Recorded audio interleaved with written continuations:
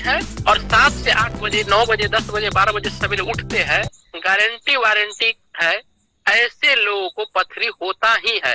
ठीक, चाहे वो किडनी का पथरी हो या आपका गोल ब्लेडर का पथरी हो। नेक्स्ट कारण है पथरी होने का कि आप घर का खाना न खा करके 5 स्टार में खाए या 10,000 स्टार वाला होटल में खाए, आपको गारंटी वारंटी है पथरी होगा ही होगा। या फिर ज्यादा से ज्यादा आप घर से बाहर का खाना खाते हैं या स्विगी या जोमेटो से खाइए या फास्ट फूड जंक फूड खाते हैं, तो आपके लाइफ स्टाइल मतलब ध्यान रखिए कभी ना कभी आपको पथरी होगा ही होगा। तो जो आदमी पथरी से बचना चाहते इससे बचाइए, या कोई भी योग करके अगर आप पथरी निकाल भी लीजिएगा और यही आपकी आदत रहेगी तो पुनः पथरी होगी, ये गारंटी वारंटी है इसका। ठीक, अब चलते हैं हम पथरी को कैसे निकाल सकते हैं। छोटा छोटा प्रयोग है और ये हमने अपने लाइफ में यूज किया हूँ पेशेंट पर, वो बता रहा हूँ। आपका निकलेगा पथरी गारंटी वारंटी के साथ। पहला, जो अभी एक मेरा LIC एजेंट है आपका उजियारपुर में इनका घर है, वो बता रहा हूँ। तो इनका था आपका 7 mm का पथरी था, वो स्टोन था। ये सिंपल सा क्या किया है कि अपने लाइफ स्टाइल में थोड़ा सा केवल पानी की मात्रा बढ़ा लिए थे। ठीक ना, ऐसे तो आयुर्वेद बताता है कि पानी जितना आवश्यकता उतना ही पीजिए, लेकिन अगर पथरी अगर है शरीर में तो उस पीरियड में थोड़ा सा पानी आप बढ़ा सकते हैं। तो इन्होंने पानी की मात्रा बढ़ाई, खान पान सही की, नेचुरली पथरी बाहर निकल गया, केवल पानी और लाइफ स्टाइल चेंज करके। दूसरा जो बताते हैं पथरी निकलने का, जैसे इन्होंने रानी जी ने आपको से बताया पत्थर चट्टा का प्रयोग, तो पहले पत्थर चट्टा कैसे करना है प्रयोग उसको थोड़ा समझ लेते हैं। 2 तरह का पत्थर चट्टा आता है, आप जाइएगा ना नर्सरी वगैरह में तो उसमें मुख्यतः जो पत्थर चट्टा मिलता है वो हाईब्रिड वाला, वो काम नहीं करेगा आपको। देहाती वाला वो जो पत्थर चट्टा वो काम करता है। उसको खाना कैसे है, अगर बड़ा वाला पत्थर चट्टा है तो 2 पत्ता चलेगा, छोटा बड़ा पत्थर चट्टा है तो 3 पत्ता आपको लेना है, अर्थात दोपहर शाम बेरिया इस तरह से लेना है। या तो इसको डायरेक्ट चबा चबा के खा लीजिए या सिलवट पर पीस करके इसका सेवन कीजिए। 2 तरीके से इसका सेवन करना है। कहीं भी पथरी हो, चाहे वो गॉल ब्लेडर में हो या फिर आपका किडनी में हो, ये निकल जाता है। एक पेशेंट का अनुभव नहीं, बहुत सारे पेशेंट का मेरा अनुभव है व्यक्तिगत भी, ये आपका पत्थर चट्टा का। तीसरा जो प्रयोग है वो जान लीजिए, ये शास्त्रीय मेडिसिन है और मंगल काल में जो हकीम लोग थे उसको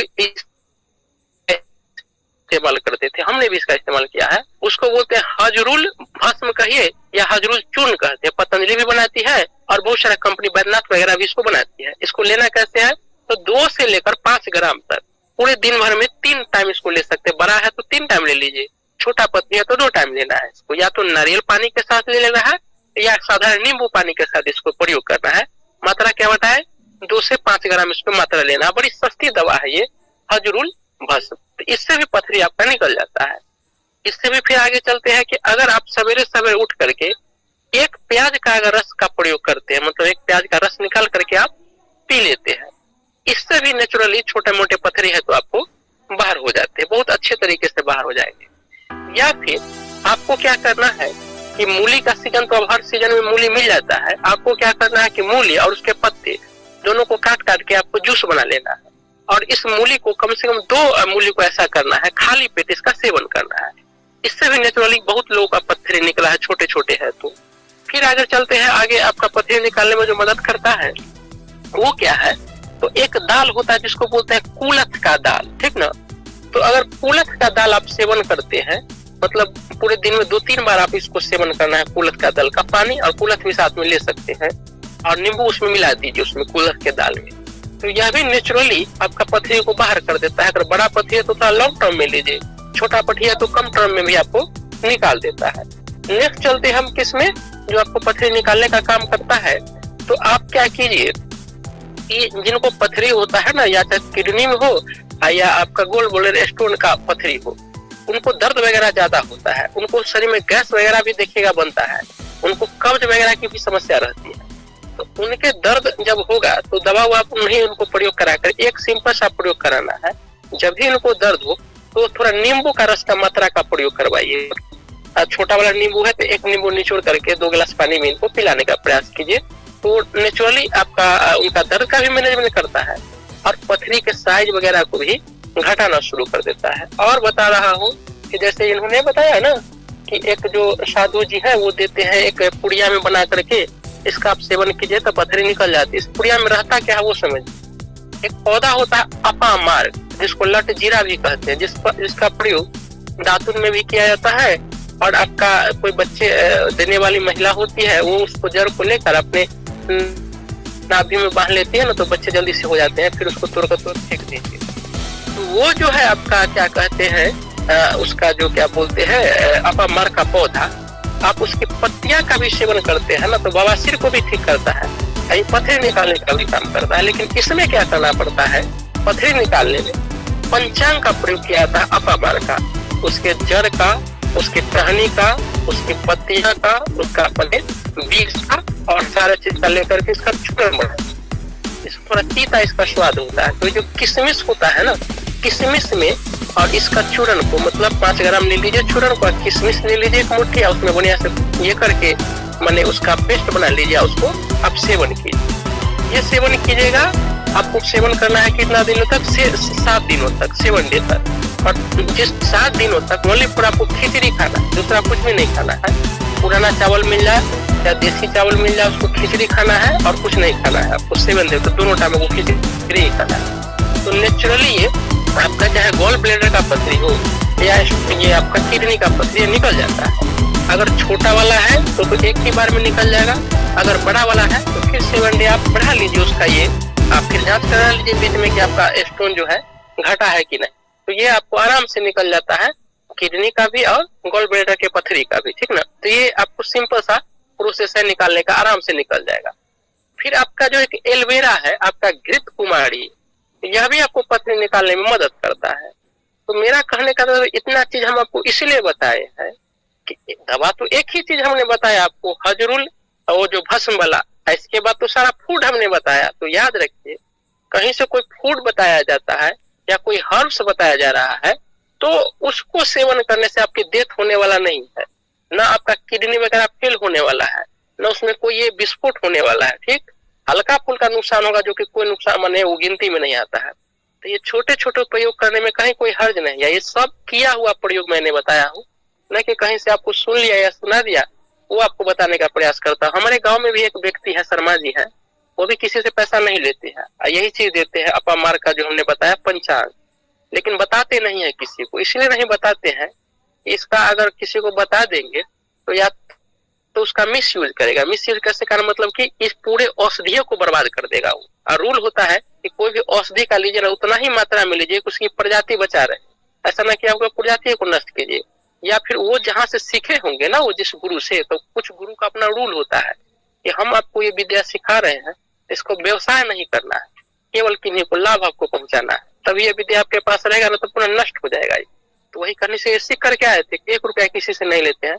हमारे गांव से दूर दूर तक लोग आते हैं इनसे ये लेने के लिए, आपका ये क्या कहते हैं, वो उनका जो उनको किशमिश कहते हैं, लेकर आने के लिए किसी को बताते हैं, लेकर जाते हैं घर में, मिला करके फिर उनको दे देते हैं। बहुत लोगों का पथरी निकला हमारे गांव में, वो आते हैं दूर दूर से लोग यहाँ पर आते हैं। ठीक, तो इस तरह से आप पथरी को निकाल सकते हैं। एक और फॉर्मुलेशन है, आप क्या कीजिए, नारियल पानी लीजिए और उसमें थोड़ा नींबू का रस निचोड़ दीजिए और 2 टाइम आप नारियल का सेवन कीजिए। 15 दिन जाते जाते आपका पथरी निकल जाता है। ठीक, तो सिंपल प्रयोग है, जिसका कोई नुकसान नहीं है, करके आप देख लीजिए, निकल जाएगा। यही है आपका। और कोई प्रश्न है? हाँ, हमें 9:30 बजे के बाद फोन कर।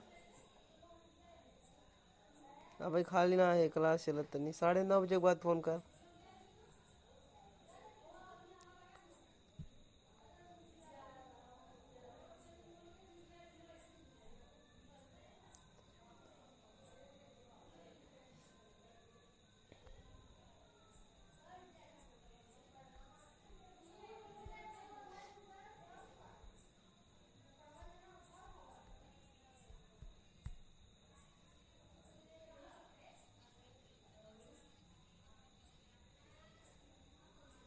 तीन से 5 ग्राम। 3 से 5 ग्राम। तो कितनी किशमिश में आ जाएगी वो? 10 किशमिश? 10 किशमिश नहीं, मान के चलिए ना 25 से 30 ग्राम ले लीजिए ना। अच्छा, जी 3 से 5 ग्राम किशमिश में। जी जी जी। मिला दें। ज्यादा भी हो जाएगा कोई दिक्कत नहीं है, वो मीठा के लिए देते हैं कि उसका स्वाद जो होता है ना वो तीखा कसैला होता है। हाँ जी जी, किशमिश जो है सो ये भी पेट साफ करने का ना काम करता है किशमिश। आपके सारा गंदगी को बाहर लेग्जेटिव का काम करता है, इसमें लेग्जेटिव का बहुत बड़ा लाभ है, तो इसीलिए वो किशमिश के साथ इसका प्रयोग करवाते हैं। अच्छा, किशमिश में क्या डालते हैं? किशमिश में वही आपका पता है ना, ये जो अपा मार्ग है इसका पंचांग का प्रयोग करते हैं, उसके जड़, उसके तना, उसके पत्ती, उसके जो है फूल। आपके जो साधु जी बताए ना, निश्चित रूप से यही औषधि होगा उसमें। नहीं नहीं, इसका स्वाद मैंने देखा है, बिल्कुल नमक की तरह लगता है। के दाने कैसा? चीनी के दाने जैसा। चीनी के दाने, हाँ। तो एक चीज और याद आ गया, चीनी के दाने बताया अपा मार्ग का क्षारीय गुण होता है ना। हाँ जी, मतलब नमक के जैसा टेस्ट होता है उसका। हाँ हाँ जी जी। और एक और है आपका जो ये जौ होता है ना, जौ, तो इनको तो ये है पथरी है, कहीं का पथरी, तो क्या करना है कि जौ का पानी पीना है। मतलब रात में 100 ग्राम जौ रख दीजिए 1 लीटर या आधा लीटर पानी में, और उस सवेरे उसको छान करके वो पानी पीजिए। प्लस जौ का ही रोटी बना के खाना है आपको, ठीक, जब तक पथरी निकल ना जाए। तो यह भी नेचुरली आपका ये निकाल देता है, पथरी निकाल देता है, इतना पावरफुल होता है जौ। और उसी जौ से जौ छार बनता है एक दवा, इसका भी प्रयोग पथरी निकालने में किया जाता है। चलिए, और कोई आदमी का कोई प्रश्न?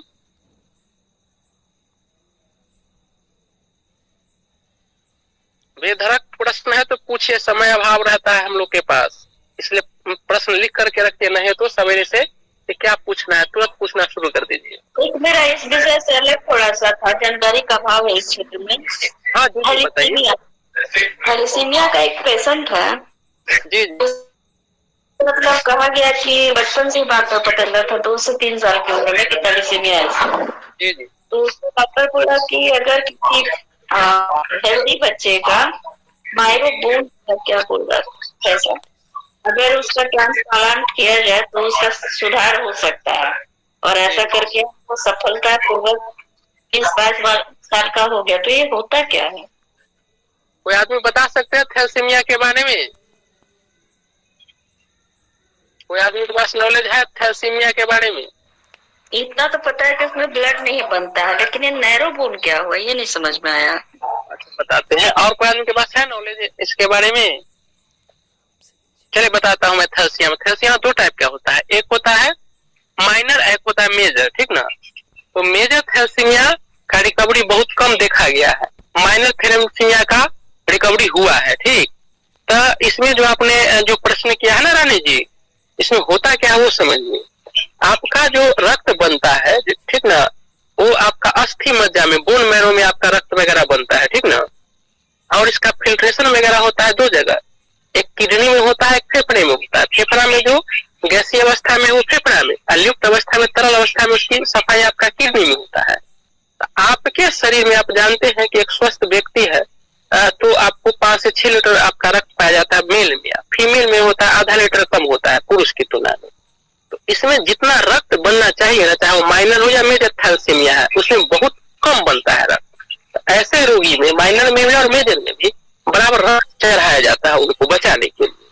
तो एलोपैथिक में केवल ये करते हैं, रक्त चढ़ाते चलते हैं, चढ़ाते चलते हैं। अगर बचपन से ही उनको दिख रहा है तो बहुत से बहुत 22 से 23 साल जाते जाते आदमी की मौत हो जाती है, चाहे वो माइनर हो या मेजर हो। उनको पास इसका नॉलेज नहीं है, केवल खून चढ़ाना ही जानते हैं और कोई नहीं, इनका पास कोई विकल्प नहीं है। और याद रखिए, साइंस की दृष्टि से भी और आयुर्वेद की दृष्टि से भी, आप रक्त किसी को दान कर दीजिए, बेधड़क दान कीजिए। अगर कोई आपके पास आ जाए और जिस ग्रुप का माने कह रहा है अगर है वो तो दे दीजिए। या फिर वहाँ ब्लड बैंक में यह भी होता है कि अगर उनको चाहिए बी ग्रुप, आपके पास ए है, ए वाला ले लेगा, उसको रख करके बी वाला उनको दे दिया जाएगा, ठीक। तो आपको डोनेट करना है, लेकिन लेना भूल से भी नहीं है किसी का ब्लड अपने पास। हाँ, कभी इमरजेंसी में ले लिए दूसरी बात है, लेकिन प्रयास करना है, बचना है आपको खून लेने से। क्यों? तो जिस व्यक्ति का आप खून ले रहे हैं, तो यहाँ तो मेडिकल साइंस नहीं ना पता कर पाया है केवल ग्रुप की, ये ए ग्रुप है, बी ग्रुप है, ऐसे करके। लेकिन इसके अलावा वो पता नहीं कर पाया है कि और क्या है इसके अंदर। तो इसके अंदर अम्लता कितनी है, क्षारीयता कितनी है, उसके अंदर जो डीएनए में जो क्या गड़बड़ी है उसके रक्त में, इसके रक्त में क्या गड़बड़ी है, या उस व्यक्ति किस पेट का आदमी था, वो पित्त वाला था कि कफ वाला था कि तीनों उसका जो दोष बिगड़ा हुआ था, यह व्यक्ति पित्त वाला था कि इसका भी तीनों दोष बिगड़ा हुआ था, तो कुछ जानकारी आपको नहीं है। ठीक, तो वो जो रक्त आप लीजिएगा, हमने देखा है जिस चीज को रक्त चढ़ा है से ग्रसित हो जाता है, उनको रक्त खाया जाता है। पहले जैसे वो स्वस्थ रहता है वो स्वस्थ नहीं रहता है, तो रक्त आपको भूल से भी नहीं चढ़ाना चाहिए। और याद रखिए, इमरजेंसी में हमने एक फॉर्मुलेशन में बताया था जो आपको फास्ट आपके शरीर में रक्त को बना सकता है, जिसमें हमने बताया था कि अबड़क भस्म सहस्त्रकूटी लेना है और इधर लेना है क्या आपका, तो गिलोय सत्व लेना है। जैसे 2 ग्राम आप ले लीजिए क्या, वो अबड़क भस्म, और इधर से लेना है आपका क्या कि 5 ग्राम आप या तो समान मात्रा में या असमान मात्रा में, जैसे 2 ग्राम लिए तो आप इधर 2 ग्राम ये भी ले सकते हैं। दोनों को बढ़िया से मिला दीजिए। मिलाने के बाद चुटकी काफी हो गया, वो एक चुटकी को शहद में मिला करके उसको चटाइए। जिनको ब्लड की समस्या है, विदिन 2 से 3 घंटों में आपके शरीर में रक्त बनना शुरू हो जाता है।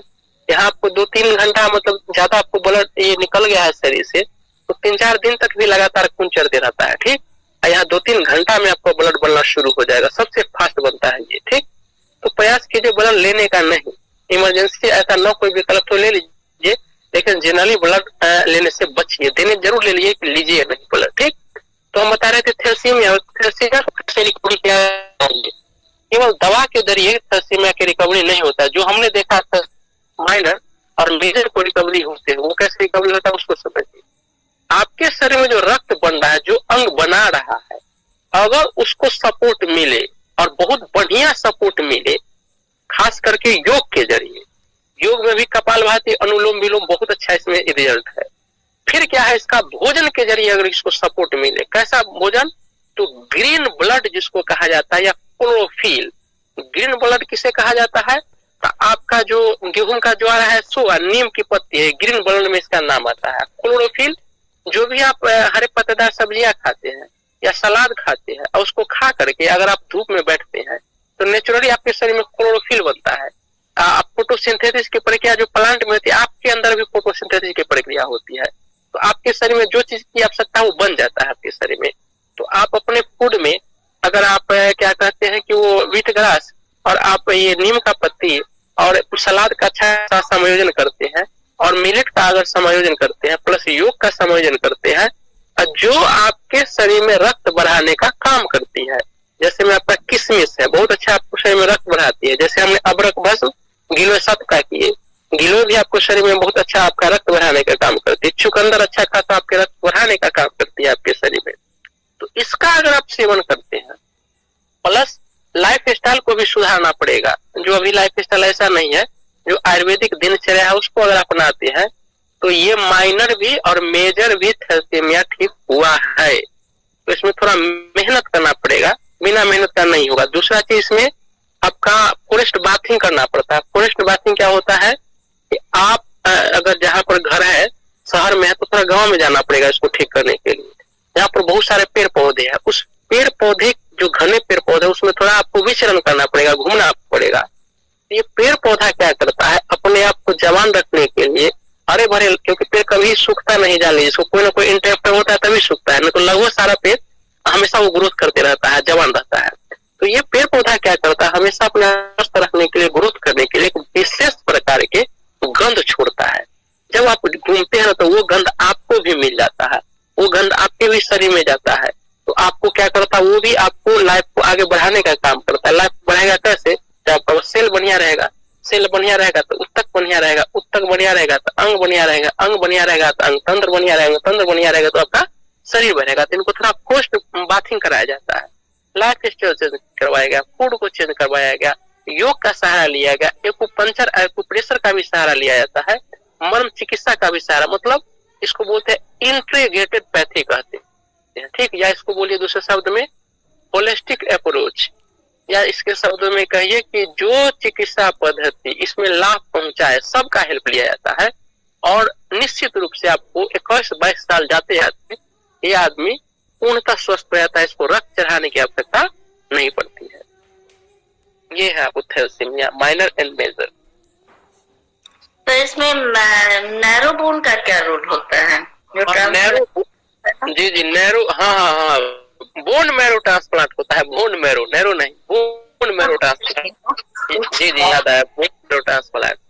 याद रखिए, आज तक बोन मैरो ट्रांसप्लांट सक्सेसफुल नहीं हुआ। जिस समय आप जाइएगा ना, उसी समय बोल दिया जाता है कि ट्रांसप्लांट कार्ड अगर सक्सेसफुल रहा तब वो भी इसको पैरालिसिस मार देगा। किसी भी अंग में मारना ही मारना है पैरालिसिस।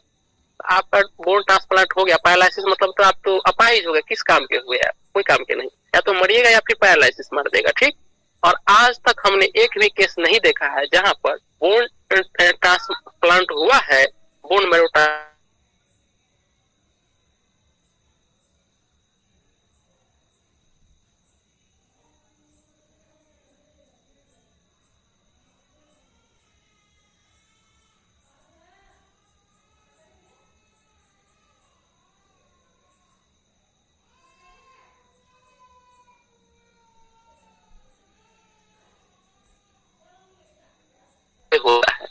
जी जी, हम तो देख रहे थे दोनों भाई बहन एकदम स्वस्थ है। बहन का लिया गया था, लड़का को था। तो आपका जो कोई प्रोग्राम था सिंगिंग का, उसमें देख रहे थे उसको। हम भी वो सीन देखे हैं। वो हुआ था एक केस, हमको याद आ गया, आप बता रहे हैं ना। आप उस सब का मीडिया वाला पर तो भरोसा नहीं है, लेकिन उसमें बताया था कि जिस लड़का को ये प्रॉब्लम था ना, तो सारा कंडीशन उसका मिलना चाहिए जो उसको ट्रांसप्लांट कराया जाएगा। सहयोग से उसका अदर कंट्री में एक व्यक्ति से उसका सारा कुछ मिल गया था, ठीक ना। तो उससे संपर्क किया गया कि आपका सारा कुछ इस बच्चा से मिल रहा है, ठीक, आपको ट्रांसप्लांट कराना पड़ेगा। तो वो ट्रांसप्लांट कराया, लेकिन बच्चा भी बच्चे है, अभी अगला जिंदगी देखना उसका बाकी है। 10 साल 5 साल उसको रिसर्च करेंगे तब ना कि वो सक्सेसफुल नहीं है। ये लोग तो ऐसा ही सक्सेसफुल कहेगा, बस ट्रांसप्लांट करा दिया, सक्सेस, आगे कुछ नहीं लिखता है। पता चला 2 साल बाद आदमी मर गया। पता हम पढ़े थे कि शुगर का वो अंग को लेकर के आदमी को ट्रांसप्लांट किया, कहा सक्सेस है, 2 साल बाद फिर पढ़े वो आदमी मर गया। समझ गए ना, वो न्यूज हम भी पढ़े थे। तो सक्सेसफुल कब कहेंगे? जब वो बच्चा जीवित रहेगा तब ना, लाइफ देख लेगा तब ना हम कहेंगे सक्सेसफुल। 2 साल से तो बोल रहा है कि सही है, चल रहा है, ऐसा नहीं, तो हम भी जो जानकारी है वो बता रहे हैं आपको ना। जी जी, चलिए, और कोई आदमी का कोई प्रश्न है? जी, ये ना गर्दन के पीछे जो फोड़े रहते हैं, ये फोड़े से फोड़ा हो जाता है, इसका जो पानी या ऑपरेशन कर देते, इस पर क्या इलाज है हमारा? तो आपने एक शुरू में कहा था कि जिसको शुगर पे घाव हो जाए तो मुझे लगता है वो कैलेंडुला के बारे में बोले होंगे आप शायद। फिर से एक बार प्रश्न अपना दोबारा दोहराइएगा सर, नहीं सुन पाए हम। ये तो ना सिर के पीछे जो फोड़े रहते हैं, बहुत बड़ा फोड़ा बन जाता है सिर के पीछे। इसमें क्या कर सकते हैं, हमारे इसमें क्या दे सकते हैं? और एक मैंने ग्रुप में अभी भी मैंने फोटो भेजा है, वो गर्दन के पास एक बड़ा सा बन जाता है, वो अलग है, तो सिर के पीछे अलग होता है, गर्दन के पास तो बड़ा, उसको ढोंगा बोलते हैं या कुछ बोलते ढोंगा वगैरह। तो मैं अभी कहीं गाँव गया था, तो वहाँ पे मैंने एक बंदे को देखा था, उसका घर जो गर्दन में बहुत बड़ा बन गया था वो। तो उसको हम क्या दे सकते, क्या इलाज कर सकते हैं? और साथ है ना, आप एक शुरू में जो बोल रहे थे कि किसी को शुगर हो जाए तो उसका गाँव में होम्योपैथिक मेडिसिन बोले थे ना, मुझे लगता है वो कैलेंडुला के बारे में बोल रहे थे आप शायद। अच्छा, घेगा, इसको ग्वाइटर बोलते हैं, घेगा। हाँ जी, एक तो घेगा, दूसरा जो सिर के पीछे भी होता है ना, बड़ा सा। अच्छा, जी जी, अच्छा, ठीक है, देखिए इसके बारे में घेगा। हाँ जी जी, देखते हैं घेगा और इसके बारे में। पहला तो जान लीजिए, ये घेगा रोग जो है ना, मतलब लाखों में कहीं एक आध आदमी को हो जाए, दुर्लभ होता है, ठीक ना। और किसको होता है घेगा, ये भी जान लीजिए कि जो साउथ इंडिया के लोग हैं तो गारंटी वारंटी ले उनको नहीं होगा।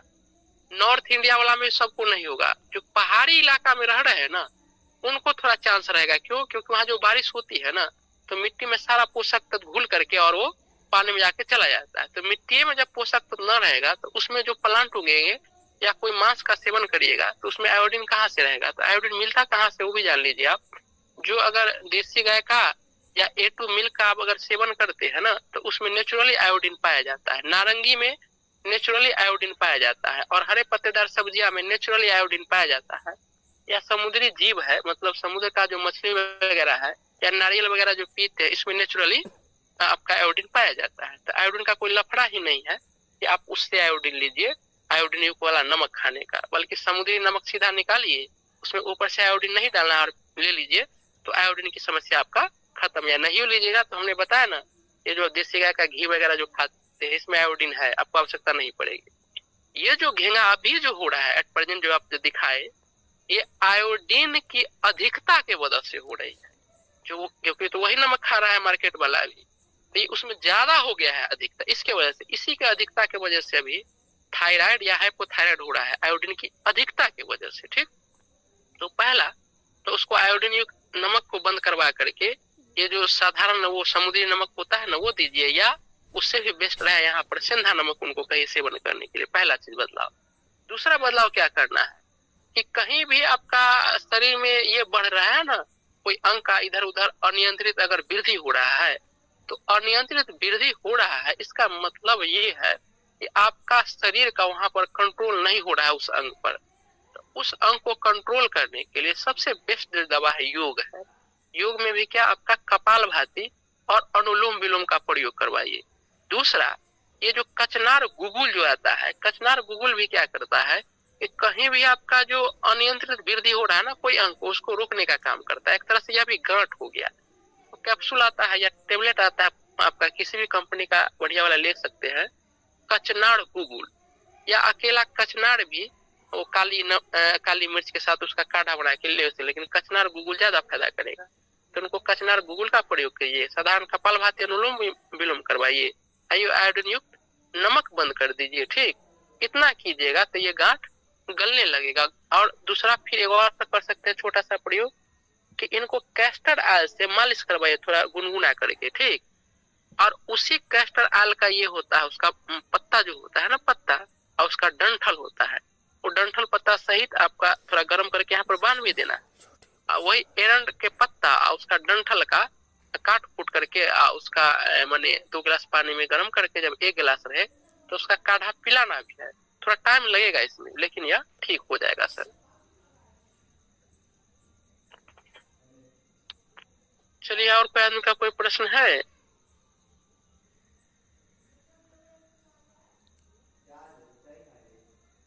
कोई आदमी का कोई प्रश्न?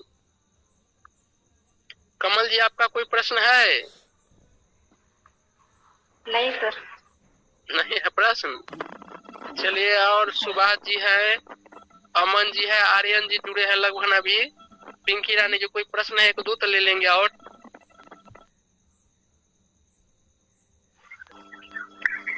नमस्कार सर। हाँ नमस्कार जी, बोलिए। मैं सर ये पूछ रहा था, ये बीपी हाई क्यों रहता है?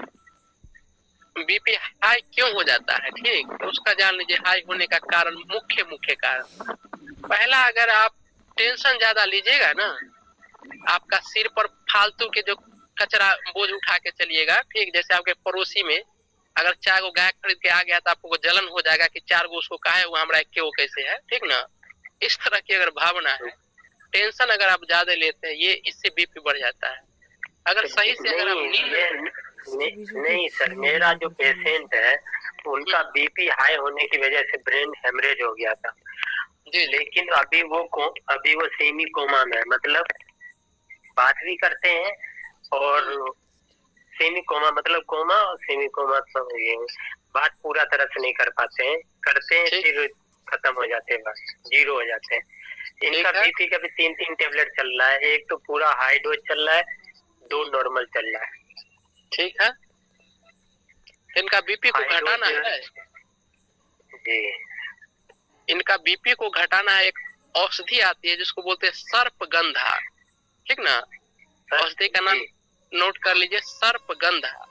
तो ये डायरेक्ट आप सर्पगंधा का पौधा ले सकते हैं, उसका मात्र 2 ग्राम लेना है। ठीक ना, उस 2 ग्राम का क्या कीजिए, चूरन को उसको शहद में मिलाकर इनको चटवाइए। ठीक ना, तो ये बहुत अच्छा सर्पगंधा नाम ही है। या सर्पगंधा का टेबलेट भी आता है मार्केट में, सर्पगंधा का गोली कहिए, टेबलेट कहिए या घनवटी कहिए। ठीक ना, तो सर्पगंधा की घनवटी भी आता है। तो ये घनवटी एक सुबह एक शाम इनका सेवन करवाइए खाली पेट। ठीक ना, तो यह भी बहुत अच्छा बीपी को जड़ से हाँ जी, जड़ से खत्म करने का काम करेगा आपका सर्पगंधा घनवटी। ठीक, तो ये सबसे बेस्ट है बीपी की दवा। आयुर्वेदिक की जो भी दवा है ना, उसमें इसका नाम प्रथम नाम आता है सर्पगंधा बट्टी का, ठीक ना। खाली बीपी की दवाई तो सारा है जो देते हैं खाने के बाद। हाँ, खाने के बाद देते हैं ना। इसमें क्या है, कुछ परिस्थिति में खाना खाने से पहले भी आपको देना है, ठीक। तो ये क्या है, अभी तो ये बेचारे ये हैं, क्या बोलते हैं, कोमा में है, ठीक। अगर इनका बल वगैरह सही हो, देखिए एक चीज आप भी सीख लीजिए आज, किनको खाली पेट दवा देना है, किनको खाने के बाद देना है दवा, वो जान लीजिए। जो व्यक्ति मजबूत है शरीर से, ठीक ना, ये शरीर में जान बचा हुआ है, ठीक, तो उनको खाना खाने से पहले दवा देना है। जिनका शरीर मजबूत नहीं है, कमजोर है, बीमार पड़े हुए हैं, ठीक, इनको खाना खाने के बाद देना, ये दवा का रूल होता है, ठीक। जनरली को मोटे ताजे को पहले दीजिए, ठीक। तो ये तो अभी बीमार होंगे, निश्चित रूप से कमजोर हो गए हैं, इनको खाना खाने के बाद दीजिए दवा जी। वो भी सर्पगंधा रेसामों में खाने के बाद दीजिए, ठीक। ये बहुत अच्छा बीपी को डाउन करके खत्म करेगा, जड़ से समाप्त कर देता है। सर्पगंधा बटी है दवा का। थैंक यू जी, बहुत अच्छा लगा। मैं पहली बार आया था जी जी, और जैसे ही आए ना बहुत ऐसा लगा जैसे कि एकदम। तो आप कोई भी प्रश्न पूछ लीजिए। इस तरह के क्रोनिक बीमारी हो गया ना सर, ये कोमा वगैरह, इसमें एक दो चीज का और प्रयोग करवाइएगा ना, तो और जल्दी कोमा से ये बाहर करेंगे। बीपी को माने बीपी को खत्म करने में म्यूजिक का बहुत बड़ा योगदान है, संगीत का। जी जी, म्यूजिक का। अगर उनके पास कोई म्यूजिक सुनाया जाए ना, बांसुरी का धुन हो गया, हारमोनियम का धुन हो गया, ढोलक का धुन हो गया, वगैरह वगैरह, तो बहुत जल्दी इनका ये बांसुरी का धुन और ओम धुन, ओम ओनली ओम, जो ओम का धुन है ना, ये तो सुनाते हैं। जी जी, लेकिन बीच में बंद कर दिया सुनाना। हाँ, बहुत जल्दी। और तीसरा चीज क्या करना है, इनको नस्य देना। पंचगव्य घृत आता है, उसका नस्य दीजिए दोनों नाकों में, ठीक। बहुत जल्दी अभी आपको कोमा से बाहर आ जाएंगे। पंचगव्य घृत का नस्य। पंचगव्य, जी जी, पंचगव्य घृत 5 बूंद दोनों नाक में दीजिए, सुबह शाम डालिए। और कोई आदमी का कोई प्रश्न है? उसमें क्या डायरेक्ट प्लांट से क्या बोले, सर्पगंधा प्लांट से भी डायरेक्ट ट्रीटमेंट हो सकता है? किसमें यूज हो सकता है? हाई बीपी में पता है हाँ, डाल दो।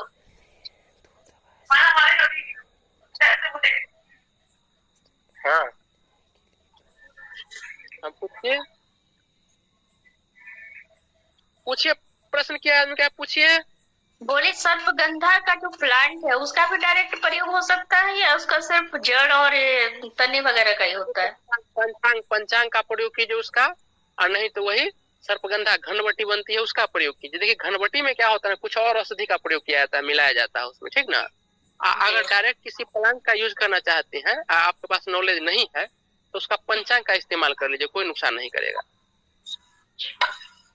उसका प्रयोग किस प्रकार होगा? उसको सुखा लीजिए, उसका पंचांग को 2 ग्राम से 3 ग्राम आप शहद के साथ या उसका काढ़ा बना करके, जैसे आप प्रयोग करना है कर लीजिएगा पंचांग। जी,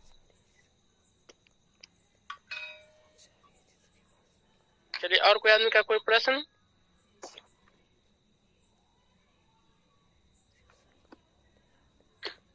चलिए, नहीं है कोई प्रश्न तो बंद करेंगे, नहीं तो पूछे जल्दी।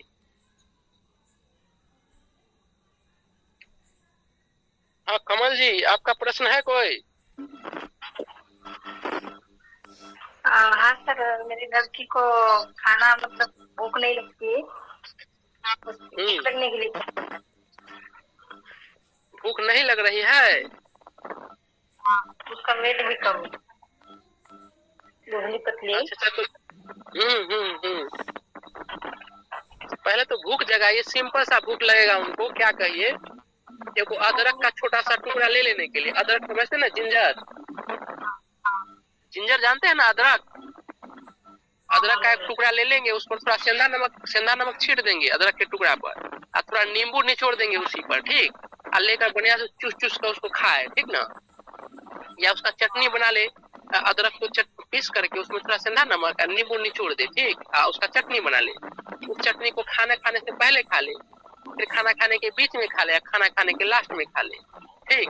इनका भूख भी जगेगा, खाना भी पचेगा, बढ़िया से कब्ज वगैरह नहीं, आराम से निकल जाएगा। जब देखिएगा कि बोलेंगे आपको कि ये भूख लगने लगा है, खाना हजम होने लगा और बढ़िया से निकलने लगा है, मतलब कोई परेशानी नहीं हो रही है, तो धीरे धीरे फिर इसको कहिएगा बंद कर देने। ये सिंपल सा प्रयोग करवा दीजिए, भूख लगेगा, ठीक ना। और एक चीज हमको आप वहाँ से जानकारी लेकर बताइएगा, आपके जो वहाँ पर जो मालिक वगैरह है ना, वो कितना बजे सोते हैं और कितना बजे खाना खाते हैं, खाना में क्या क्या ये लोग खाते हैं ना, ठीक। उसको हमको एक लिस्ट बना कर आप लिख करके रखिएगा, वो हमको थोड़ा बताइएगा, कुछ जानकारी हमको लेना है वहाँ से कतर से, ठीक ना। हाँ, उसका हमको कहीं यूज करना है उस जानकारी को, तो थोड़ा हमको बताइएगा, खान पान और उनका लाइफ स्टाइल। जी चलिए, और कोई आदमी का प्रश्न नहीं ना है? ये गुरु जी, ये पंचगव्य जो बोले ग्रिप, ये क्या चीज, टैबलेट है? नहीं सर, ये घी, घी समझते हैं, घी? हाँ जी। हाँ, तो घी में औषधि मिला के बनाया जाता है ना, उस औषधि वाला घी को बोलते हैं पंचगव्य घृत,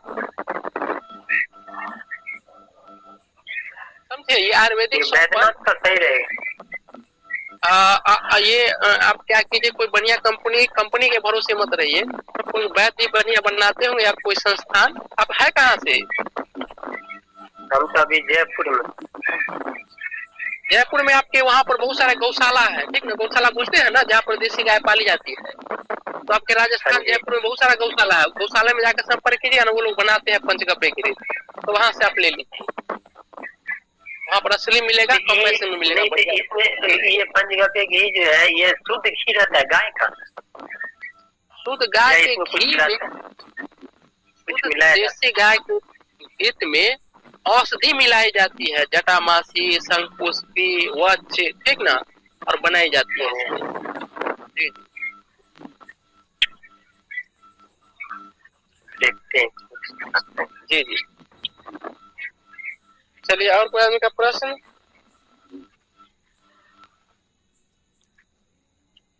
आज इतना ही रहने दीजिए, सभी लोग 7:30 बजे पुनः कल आइए। और इसका क्या कहते हैं, लिंक जो आपके पास गया है ना, इसको बहुत सारे लोगों में शेयर कीजिए, ठीक ना। जितना लोग आगे आएंगे उतना ज्यादा लोगों को हम इसमें जोड़ेंगे, अच्छे अच्छे वैद्य को लाएंगे यहाँ पर, अच्छे अच्छे एक्सपर्ट को लाएंगे, हर पैथिक एक्सपर्ट को लाएंगे, और उतना ही आप लोग को लाभ मिलेगा, ठीक ना। तो अपनी संख्या को आप बढ़ाइए, जितना बढ़ाइएगा उतना बढ़िया रहेगा, ठीक। तो आप लोगों ने इतना समय दिया, इसलिए बहुत बहुत धन्यवाद। सभी लोगों को नमस्कार। ट्रीटमेंट करवाया है मैंने, लेकिन बच्चों को तो अभी तक कुछ ऐसा कुछ है नहीं। लेकिन हाँ, लगातार जब भी मैं ट्रीटमेंट के लिए कभी कुछ कारणवश मतलब जाना पड़ जाता है, तो डॉक्टर्स लगातार मुझे प्रेशर देते हैं कि आप हेपेटाइटिस बी का ये लगवा लीजिए, टीका लगवा लीजिए। लेकिन मैंने उन्हें झूठ बोल दिया कि मैंने लगवा लिया, लेकिन अभी तक मुझे तो कुछ नहीं हुआ। अभी तक उन लोग कई टेस्ट करवाए हैं, और न तो मुझे कुछ ऐसा फीलिंग होता है कि मतलब ये है जॉन्डिस, मुझे भी हेपेटाइटिस बी है अभी तक। तो इसका क्या मतलब, टीकाकरण करवाना चाहिए या नहीं करवाना चाहिए, ये भी जानना था मुझे। और पत्नी को कैसे ठीक हो कि नेगेटिव मतलब पॉजिटिव उन लोग दिखा रहे तो नेगेटिव हो या क्या है, इसका कैसे जाने कि ये दूर हो गया या नहीं हुआ है। अच्छा, तो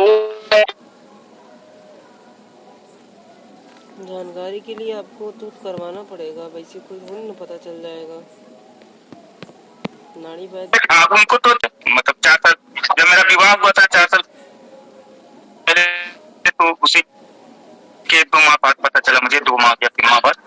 और आपको ना है सर हेपेटाइटिस? नहीं, मुझे तो कई बार टेस्ट हुए हैं, 2-3 बार प्रेगनेंसी से पहले भी टेस्ट किया है, लेकिन नहीं हुआ, ठीक है ना। अच्छा, तो लगातार मुझे डॉक्टर्स प्रेशर डालते हैं, ठीक है ना, कि आप टीकाकरण करवाइए। लेकिन मैंने और भी आयुर्वेद से जैसे मैंने सलाह लिया है, तो वो बोलते हैं जैसा आप बता रहे थे कि टीकाकरण ये नेगेटिव जब है ही, जब होने का और ये भी बोलते हैं ना, जैसे ये बोलते हैं, जैसे बच्ची का जब जन्म लिया था तो डॉक्टर्स बोले 10,000 का इंजेक्शन बता रहे थे वो कि आप इनको टीकाकरण करवाइए, लेकिन 99 ऐसे बोला, मतलब स्पष्ट तो बोलता नहीं, 99 पॉइंट मतलब रहेगा कि नहीं होगा, 1% चांस रहेगा कि हो सकता है।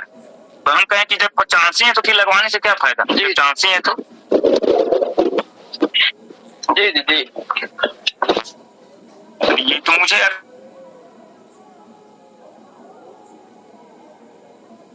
बचाव का रोग है, ये तो हम भी समझते हैं। तो ये जैसे खाना वगैरह कभी जैसे भोजन वगैरह बना रहे थे, जैसे चलोही से या फिर चाकू से काटते समय कभी कैसे कट तो लगना ही है, छोटा छोटा कट लगता ही है, उससे भी तो वायरस जा सकता है भोजन में। इससे कैसे बचाव किया जाए, क्या किया जाए, ये सब थोड़ा जानकारी चाहिए। ठीक ठीक बता देते हैं। और कोई प्रश्न है? और कोई प्रश्न? ठीक बताते हैं सर। ये हेपेटाइटिस आपका इसका ग्रुप है ABCD, उसको भूल जाइए। और ये वायरस से होने वाला बीमारी है, आपको प्रभावित करता है आपका लीवर को, यकृत को प्रभावित करता है, ठीक ना। और लीवर एक शरीर का ऐसा अंग है, चलिए ना कि वो 99% भी बेचारा अगर इसी बीमारी से ग्रसित हो जाए, चाहे वो फैटी लीवर से या लिवर सिरोसिस कैंसर से कहिए या किसी बीमारी से वो ग्रसित हो जाए 99%, तब पर भी 1% भी अगर वो बचा हुआ है ना, तो वो रिकवरी होने का उसका चांस है। या कभी कभी आपको बताया जाता है ना कि आपका लीवर फेल हो गया है, ठीक, लेकिन वो फेल होता नहीं, वो बचा रहता है, उस समय भी उसका रिकवरी संभव हुआ है। तो दूसरा चीज आप कि ये जो आपका बता रहे हैं ना कि ये जो आपका लीवर में हेपेटाइटिस हो गया, मतलब ये समझिए न्यू जो रिसर्च हुआ है मेडिकल साइंस में, उसके अनुसार पहले बताऊं, इसका मतलब ये हो गया कि आपका जो लीवर में जो हेपेटाइटिस का वायरस है उसकी संख्या बढ़ गई, और जो अच्छे बैक्टीरिया था इसके अंदर, इस लीवर के अंदर, उनकी संख्या क्या हो गई है, घट गई है। तो इसमें काम क्या करना है कि अपने लीवर को इतना बड़ी, उनको ऐसा वातावरण देना है, ऐसा भोजन देना है, वहां पर अच्छे वाले बैक्टीरिया की संख्या बढ़ जाए और खराब वालों की संख्या घट जाए, क्योंकि वायरस आपका खत्म नहीं होता है, या उसको शरीर से आप बाहर निकाल सकते हैं। इस पर काम करना है। दूसरा, आयुर्वेद के शब्दों में कहा जाए तो आपके जो ये जो है लीवर के अंदर है या पूरे शरीर में कहिए, कहीं ना कहीं वात पित्त कफ में कोई ना कोई आपका दोष बढ़ गया है या घट गया है, जिसकी वजह से समस्या हो रही है। इसका निदान क्या है? तो इसका निदान क्या है वो समझिए। एकदम छोटी छोटी निदान है, बहुत पावरफुल निदान, इसका कोई साइड इफेक्ट नहीं है। आपका जो भूमि आंवला भी हर जगह देखते हैं उगा हुआ है, भूमि आंवला, तो आप भूमि आंवला का काढ़ा बना करके या ताजा उसका रस लेकर पिलाते हैं इनको 2-2 चम्मच करके, 2 टाइम 3 टाइम भी दे सकते, कोई नुकसान नहीं, वो दे। दूसरा एक कुटकी औषधि आता है, कुटकी, वो कुटकी औषधि भी इनको 2 से लेकर 5 ग्राम तक इनको दे सकते हैं, काढ़ा के रूप में या आपका चूर्ण के रूप में दे सकते हैं, कुटकी का चूर्ण, ठीक ना।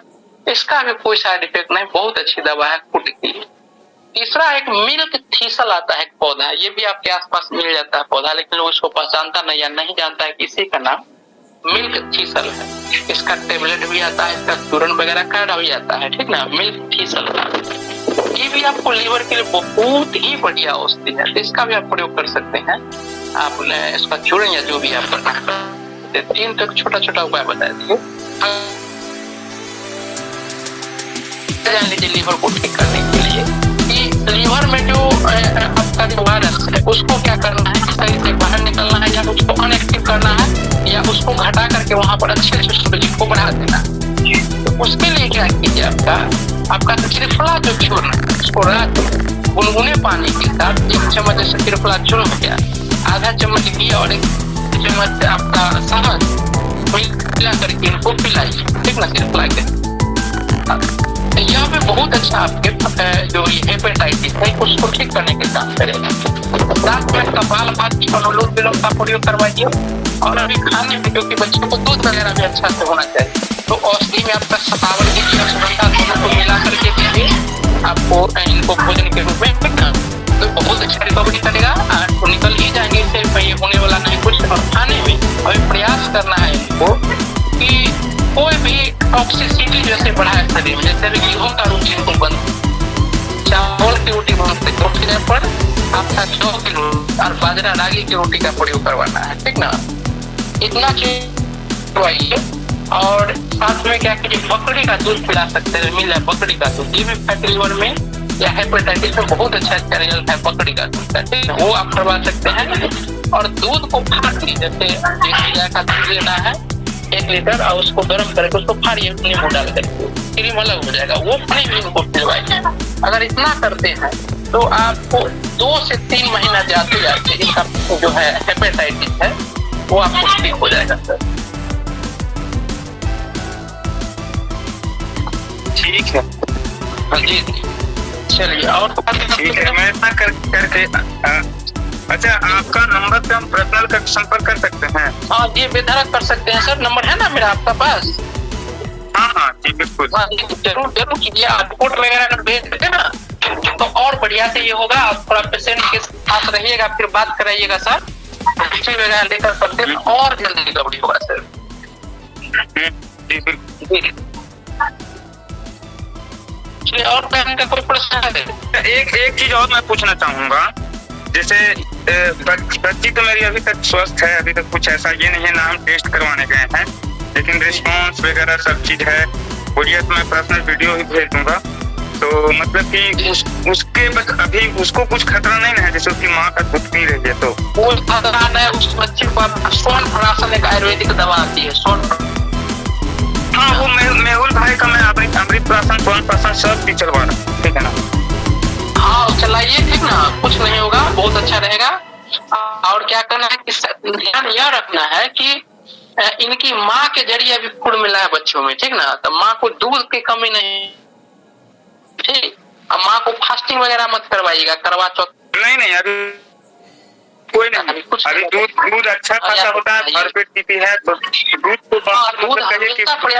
दूध पीने से अधिक हो जा रहा है। हाँ, बस वो हो एकदम बनाए रखिए, ठीक ना, तो कोई समस्या नहीं होगी सर। एक आता है फल घृत, फल कल्याण घृत आता है, ठीक ना, तो इसको क्या करना है कि दूध में जैसे आधा चम्मच को उतना मिला करके इसको पिलवाइए इनकी माँ, फल कल्याण घृत। तो और एक जब प्रेगनेंसी थी तो मैं खिलाता था मंत्र औषधि फल घृतम, तो शायद उसकी बात कर रहे हैं क्या आप? हाँ, तो ये तो खिलाएं, फिर से खिलवा देंगे। और ये बहुत अच्छा उसका रिजल्ट है, वो भी चलाइए सर, कोई उसका नुकसान नहीं जी। ये पूरे माह चला था, 9 महीने पूरे चला था। आफ्टर प्रेगनेंसी भी देना है, बिफोर प्रेगनेंसी भी देना है, और जिस समय बच्चे को पिलाना है उस समय भी देना है। तो ये कमाल की औषधि है, मेल एंड फीमेल दोनों के लिए। अच्छा।